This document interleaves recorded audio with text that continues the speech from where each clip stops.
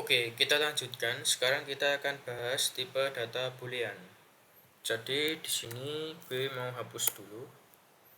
Nah, tipe data boolean itu tuh simple aja sih. Cuman ada dua value, yaitu true atau false. Jadi misalkan gini, kita punya cons. Biasanya tipe data boolean itu kan untuk kondisi ya.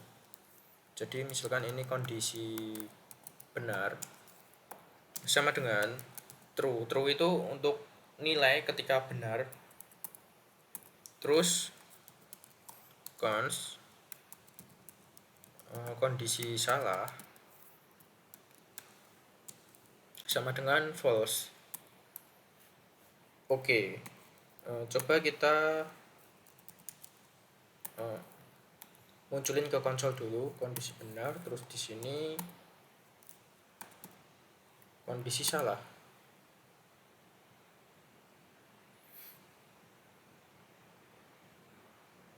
Iya, true, false gitu kan.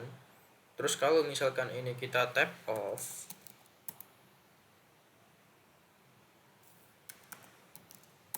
nah tap off itu untuk apa sih?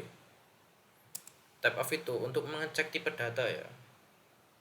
Ini operator yang mengembalikan string, jadi returnnya tuh string di terminal. Cuman ini tuh berisi tipe data dasar dari operannya. Jadi nah ini boolean. Jadi boolean itu simple, cuman untuk nilai kebenaran true untuk benar, false untuk salah, gitu aja sih. Tapi meskipun simple, ketika kita ntar udah masuk ke logik kayak percabangan dan perulangan, nah ntar tuh ini tuh penentu banget di tipe data boolean ini. Terus sekarang kita mau bahas operasi di boolean ya, operasi di tipe data boolean. Ini sebenarnya kalau teman-teman ingat materi kelas 10 ya, mungkin sekarang kurikulumnya udah beda sih. Dulu tuh ada logika matematika. Nah, terus di eh, mata kuliah aljabar linier ya kalau nggak salah, aljabar linier atau matematika diskrit. Ya gue agak lupa sih. Nah, pokoknya itu juga di mata kuliah tersebut juga ngebahas tentang ini, tentang logika matematika ini. Logika matematika itu ya hampir sama sih kayak ini, sama aja kan. Logika matematika kan apa, cuman dan terus atau gitu kan, atau terus ya dan seterusnya kayak gitu. Nah ini itu sama di operator boolean tuh sama kayak gitu. Jadi misalkan gini ya, kita mau konsasi itu.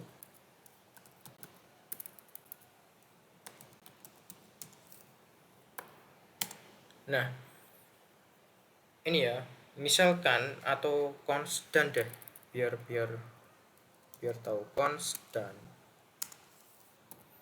sama dengan, nah dan itu simbolnya tuh gini, dan dua kali gini, dua kali kayak gini ya. Jadi ini tuh true kalau misalkan keduanya true, kalau misalkan semuanya true lah. Kalau misalkan ada salah satu yang false, itu udah false. Atau misal gini, ini udah buat kondisi benar, kondisi salah, konstan sama dengan kondisi benar, kondisi benar, dan terus kondisi salah, konsolog dan. Nah sebenarnya bisa sih lah kita langsung masukin ini true, ini false gitu. Tapi karena ini udah kita tampung ke variabel ya, kita bisa punya pilihan mau panggil variabelnya gini atau masukin value-nya gitu. Nah gue ini contohnya pakai variabel ya. Jadi ini sama aja, ini true karena ini kan value-nya true, dan false. Nah true dan false, operator dan itu ini tuh benar ketika semua value-nya benar, ketika dua value itu benar gitu ya. Kalau misalkan ada value yang salah, ya udah salah, jadi ini ntar false karena di kondisi salah ini false.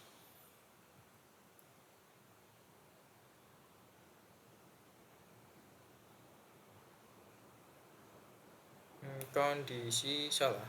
Nah, oke, apa ini kanya gede? Enggak kan, kondisi salah.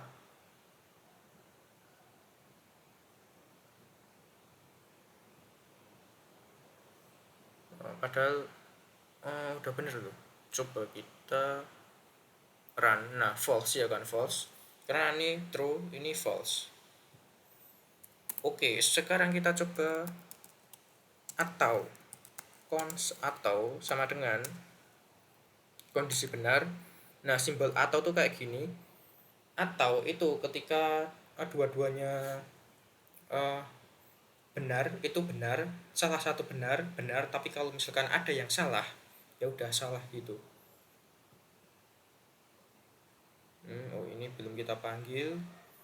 Coba sekarang kita, ya ini dan terus atau gitu ya.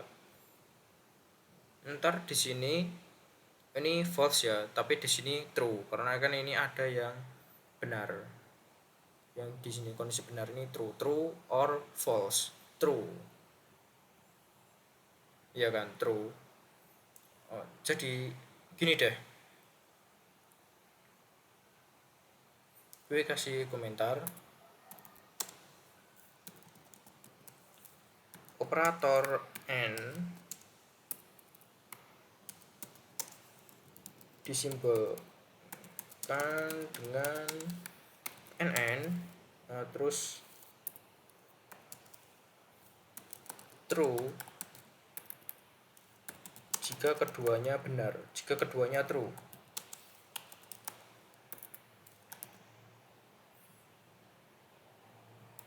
Jadi ketika ada salah satu aja yang false, ya udah false.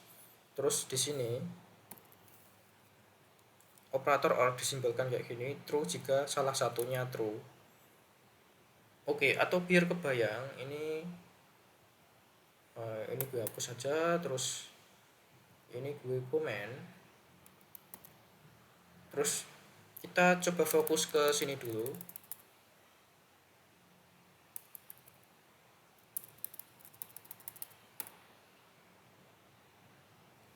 Oke, ini true ya, true, true. Ini hasilnya true,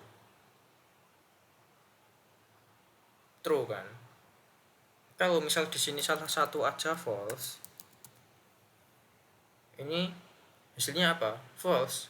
Karena operator dan itu harus true semua, false. Kalau misalkan di sini yang false, terus di sini yang true, nah ini sama aja, false. Kalau di sini false, keduanya false. Nah, false. Jadi operator dan itu adalah operator yang disimbolkan kayak gini dan kayak gini. Terus ini ngereturnnya true ketika keduanya true. Oke, kalau misalkan gini deh, apa yang terjadi misalkan di sini true atau gini deh, ini false, terus di sini true, terus di sini true. Nah ini gimana? Nah ini tuh nggak ada kayak prioritas kayak gitu ya. Kalau di matematika kan ada prioritas, kayak perkalian dan pembagian itu dikerjain lebih dulu. Nah di operator boolean kalau misalkan kayak gini, nah walaupun jarang sih ketika pakai ada 3 kayak gini, biasanya kan 2 kan. Nah tapi ketika misalkan ada kasus kayak gini, ini tuh yang dijalankan lebih dulu yang di kiri dulu. Dan jadi di sini false and true, ini hasilnya apa ini? Oh ini false, ya udah ini false. Terus ini dari sini dari false ini and true. Nah false and true, jadi false false juga. Nah kayak gitu. Jadi nggak usah bingung ya sebenarnya, berapapun ketika kita operasinya banyak di satu variabel itu ya sebenarnya itu dikerjain yang lebih dulu di sebelah kiri gitu sih kalau di operator boolean gini. Nah jadi ini udah jelas ketika gini. Tadi udah ya, ketika false false juga udah. False false itu kan hasilnya false juga. Ini operator dan disimbolkan dengan dan true jika keduanya true. Oke. Terus yang ada di sini ini atau ya, ini bacanya or, atau di logika matematika kita biasanya nyebutnya itu atau.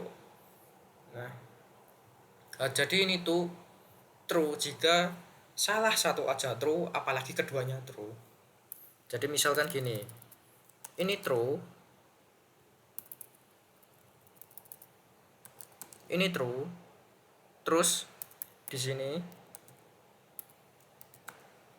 kita panggilnya console log, atau ini gue mau bersihin dulu, terus kita coba run, true kan. Di sini false deh. Gimana kalau di sini false? Ya tetap true karena or itu kan salah satu true udah true. True. Terus misalkan dibalik deh, yang di sini yang false. Ya sama aja sih. Di sini false, terus di sini yang true.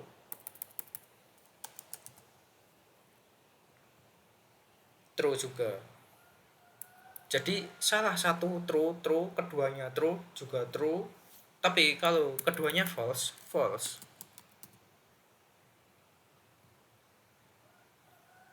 Nah, false gitu kan. Oke, jadi ya gampang aja sih. Cukup hafalin kalau operator dan itu disimbolkan kayak gini. True jika keduanya true, selain itu false. Terus operator or disimbolkan dengan kayak gini. True jika salah satunya true atau keduanya true. Atau keduanya true. Oke, kayak gitu. Terus ini kalau misalkan lo datang dari bahasa pemrograman Python, itu pasti ada yang ngerasa yang kurang. XOR gimana bang? Nah, di JavaScript itu nggak ada operator XOR. Tapi ketika kita misalkan mau XOR gitu ya. Nah, gue mau di sini aja contoh XOR-nya. Ketika mau XOR, misal ini cons XOR, nah kayak gitu. Nah, biasanya kan pakai topi kayak gini ya. Tapi di JavaScript itu nggak ada ya. Nggak ada kayak gini. Coba.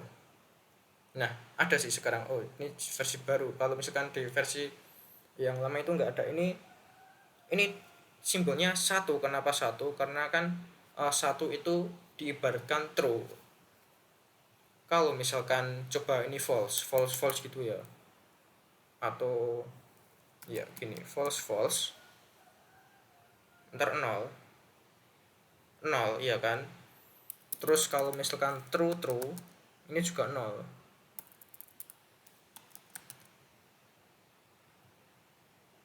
Nah, true, true, nol. Jadi XOR itu true jika salah satunya true, tapi tidak untuk keduanya true. Cukup salah satunya true aja. Jadi uh, true, false, true, false, true, true, terus false, false, itu false, true, true, false, kayak gitu. Kalau misalkan untuk XOR. Tapi kenyataannya dalam project, dalam real project itu kita jarang pakai operator kayak gini. Biasanya itu kita pakai sama dengan, maksudnya pakai tidak sama dengan. Jadi misalkan di sini true, di sini tidak sama dengan false kayak gitu ya. Nah, ini true, terus coba dibalik, false tidak sama dengan true, ini juga true. Terus kalau misalkan false tidak sama dengan false, nah false kan. Terus kalau true tidak sama dengan true, ini false. Nah, karena XOR itu gini ya, XOR bedanya XOR sama OR itu salah satunya true, true, keduanya true juga true. Kalau XOR itu cukup salah satunya true aja, kalau keduanya true, false gitu. Atau keduanya false ya tetap false. Jadi XOR itu cukup salah satu aja gitu.